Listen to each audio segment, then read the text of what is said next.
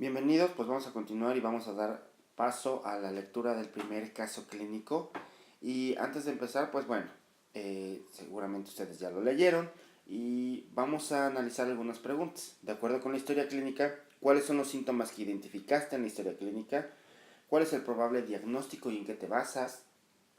¿Consideras que se le debería realizar algún estudio de laboratorio o imagen cerebral? Sí, no, ¿cuál sería la razón? ¿Cuál crees que sería el seguimiento y quién debería atender a un paciente con estas características? Esas son preguntas que ya te diste la tarea de responder y ahora vamos a empezar con la descripción del cuadro clínico con la lectura y con el análisis. Bueno, dentro de la ficha de identificación sabemos que su nombre es CHS, edad 84 años, estado civil viudo, religión católico, escolaridad primaria, ocupación ventas, fecha de nacimiento 16 de julio de 1930, lugar de origen Distrito Federal.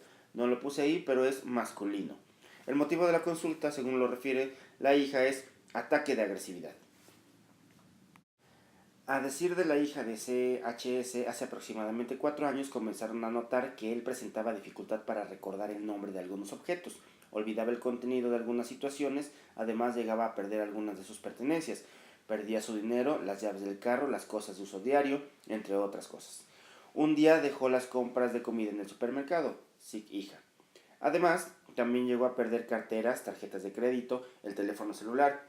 Posteriormente comenzó a olvidar el nombre de personas y a platicar menos con aquellas personas que le rodeaban.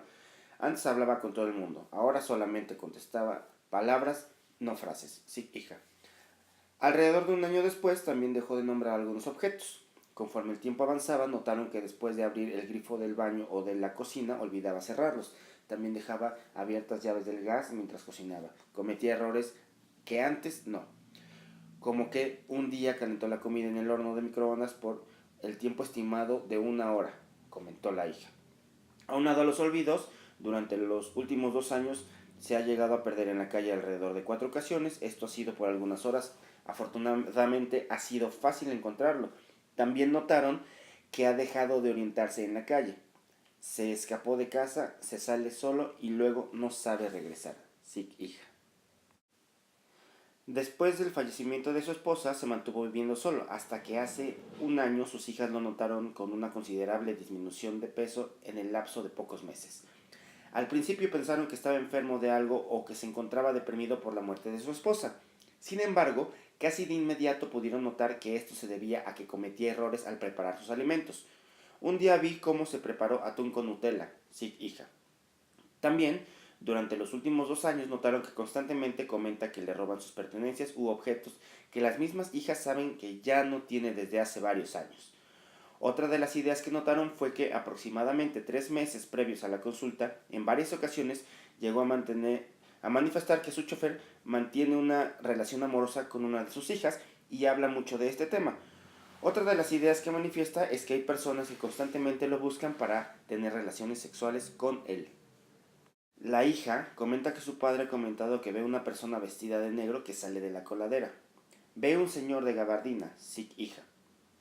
Desde hace un año aproximadamente vive en casa de una de sus hijas y cuando tarda en llegar se nota intranquilo y comienza a preguntar por ella constantemente.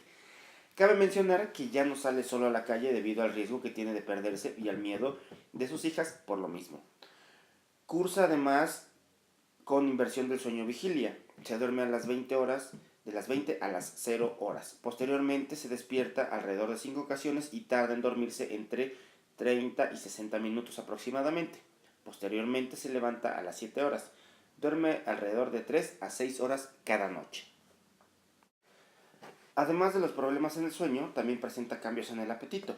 Desde hace un mes ha aumentado de peso, pero previo a este mes, por el lapso de 3 meses, casi no comía o comía mal. Tuvo incontinencia urinaria en una ocasión y también se ha orinado en el cesto de la ropa. Por momentos habla solo. Se ha llegado a lastimar en manos aparente porque se ha vuelto torpe en sus movimientos, por lo que se pega sin querer en manos y cabeza, al pasar por lugares de diferentes alturas o con muebles. Ha notado que por momentos permanece en la misma posición hasta 1 hora y media. En octubre de 2014 tuvo una caída de la cama mientras se encontraba despierto. Esto tuvo como consecuencia traumatismo craneoencefálico leve sin pérdida del estado de alerta. Una semana después se le tomó tomografía, la cual mostró edema. De esto resultó un estado confusional que permaneció durante esa semana. Además notaron aumento en olvidos y mayores problemas de memoria reciente. Con el paso de las semanas fue mostrando mayor sintomatología que se notó porque dejó de realizar sus actividades propias. También presentó miedo a volverse a caer. Una semana previa a la consulta se tornó violento. Quiso tomar a bastonazos a mi hermana y al chofer que tenemos, sí, hija. Esto por la idea antes mencionada. Por tal motivo decidieron acudir a consulta a valoración. Salud mental previa. A decir de su hija refiere que siempre fue muy trabajador, responsable. Llegaba a ser coqueto, pero no imprudente. No era muy amoroso como padre o esposo, pero era respetuoso. Comenzó muy joven con hipertensión. Llegó a sufrir muchos asaltos. Siempre fue muy nervioso, sí, hija. Cuando se encontraba intranquilo fumaba un cigarrillo. Niega problemas psiquiátricos previos como depresión, ansiedad, trastornos psicóticos o por uso de sustancias. Al interrogatorio por aparatos y sistemas, solo estreñimiento ocasional. Situación familiar, laboral, social y económica. Actualmente vive con sus 3 hijas de 58, 46 y 44 años, además de un nieto de 8 años. Habitan casa propia, cuentan con todos los servicios de salud, se baña todos los días y no necesita ayuda. Come 4 ocasiones al día, llega a defecar diario en ocasiones, cursa con estreñimiento tardando hasta 3 días sin poder defecar. Orina durante el transcurso del día y la noche. No tiene animales y tuvo una vacuna de influenza en octubre de 2013. Dentro de los antecedentes personales, pues bueno, solamente tiene que a los 8 años sufrió caída de bicicleta, lo que le ocasionó hipoacusia unilateral derecha. Es hipertenso desde hace 40 años, actualmente tratado con Aprovasc, que es irbesartán y amlodipino. Y antecedentes heredofamiliares se desconoce. Al realizar el estado mental, pues pude conocer a un paciente del sexo masculino de edad aparente igual a la referida, con somatotipo endomórfico, bien conformado, grupo étnico mestizo, se encontró despierto, consciente, alerta, desorientado en tiempo, lugar y parcialmente en circunstancia, solamente orientado en persona, con actitud cooperadora, dio poco contacto visual con el entrevistador. Presentó buenas condiciones de higiene y aliño. Esto porque los familiares pues lo visten y lo apoyan para el vestido y el baño. Vistió ropa adecuada para edad y sexo. Se mantuvo en posición libremente escogida. No se movió mucho durante la entrevista. Hablaba con tono monótono y con pocas inflexiones, volumen y velocidad disminuidas. Discurso corto, parco, poco fluido, adecuado en cantidad, lenguaje coherente e incongruente. Tenía dificultad para hilar ideas largas. Ánimo referido como bien, siempre bien. Afecto, impresión embotado. Resonante, pero no congruente. No reporte de alteraciones en sensopercepción en el momento de la entrevista. Pensamiento concreto, corto, de curso lineal que llega a metas cortas, pero con dificultad para llegar a metas largas. Atención y concentración disminuida, abstracción y síntesis disminuidas, cálculo anormal, juicio parcialmente dentro del marco de la realidad, nula conciencia de enfermedad, examen físico y neurológico sin alteraciones aparentes. Pues bueno, ya que vimos todos los síntomas, vamos a encuadrarlos en un diagnóstico y tenemos que ver dentro de la línea de vida cuáles situaciones son importantes. Pues bueno, el nacimiento, no hubo ningún factor estresante importante. A los 8 años no está aquí, pero la caída y la hipoacusia y toda la sintomatología que está presentando y que le afecta en este momento comenzó alrededor de los 80 años. No podemos saber exactamente si en ese momento iniciaron o antes, pero las familiares comentan que alrededor de los 80 años. Actualmente tiene 84. ¿Y en qué consiste la sintomatología? Pues bueno, en problemas de memoria. Esto se traduce en dificultad para recordar el nombre de personas, objetos, lugares. Problemas en el lenguaje. Ahora platica menos. Tiene dificultad para encontrar la palabra adecuada que quiere utilizar. Errores de juicio. Un día calentó comida en el horno de microondas alrededor de 1 hora.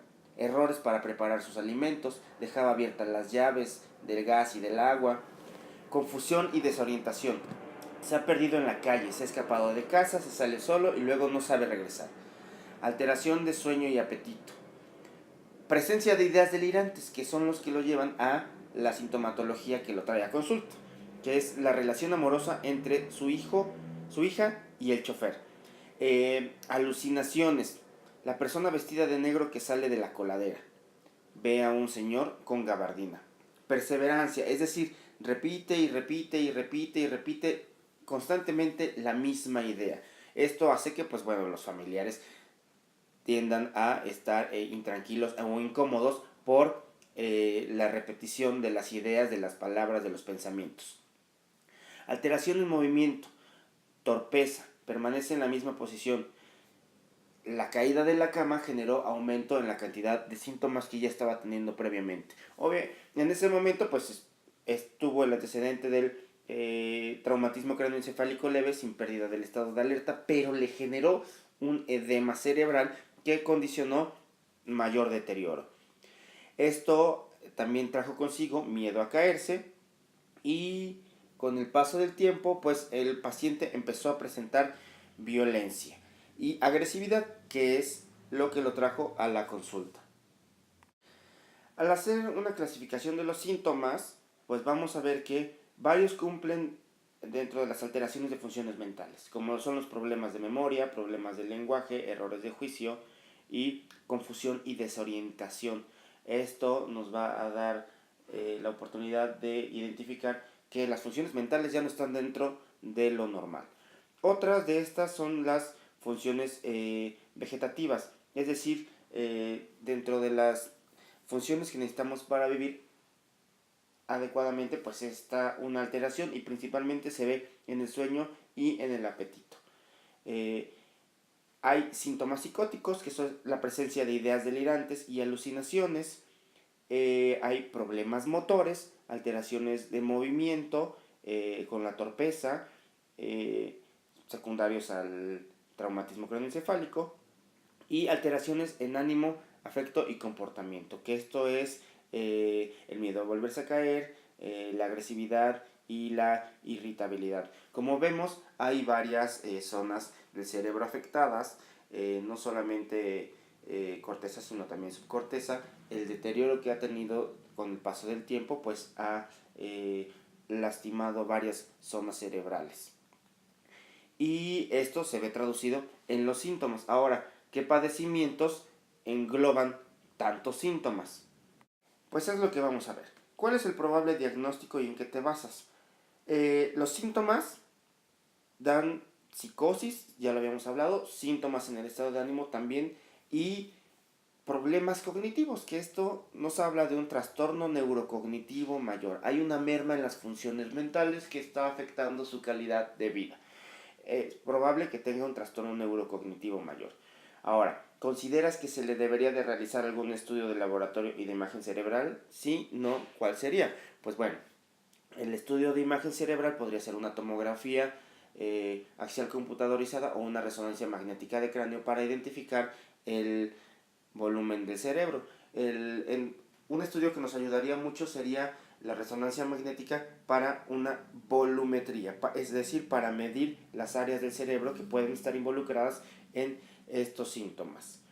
¿Cuál crees que sería el seguimiento? Pues el seguimiento tendría que ser un seguimiento médico y un seguimiento psicológico, tanto para el paciente como para la familia, para que la familia entienda el problema, el tamaño del problema y sobre todo los síntomas que hay alrededor de este tipo de padecimientos, y también para que ellos sean atendidos, pues la sobrecarga de cuidador es un padecimiento muy serio y muy común en familiares de pacientes que tienen estas características. Obviamente también tenemos que ver el estado metabólico en el que se encuentra el paciente, y hay que hacer estudios de sangre como química sanguínea, biometría hemática, perfil tiroideo básico, ya que en muchas ocasiones el paciente cursa con hipotiroidismo subclínico, que puede aumentar el problema, el tamaño del problema, y sobre todo aumentar el deterioro en funciones mentales. También electrolitos séricos y cuantificación de vitamina B12 y folatos, ya que la deficiencia vitamínica puede generar también problemas neurocognitivos. ¿Quién deberá atender a un paciente con estas características? Pues un equipo a veces amplio, y por eso en ocasiones se hace costoso el tratamiento a pacientes de estas características. Pues intervienen el psiquiatra, el geriatra, neurólogo, psicólogo y en ocasiones rehabilitador físico por los problemas de movimiento que está manifestando este paciente. Obviamente el tratamiento y la medicación pues ya van a ser enfocados a lo que los médicos determinen. Y el equipo pues tiene que ser sí o sí multidisciplinario. Bueno, hasta aquí llegamos en este caso clínico.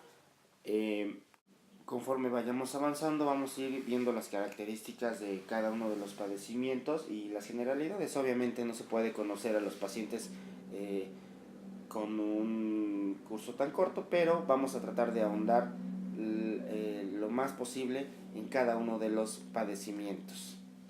Muchas gracias.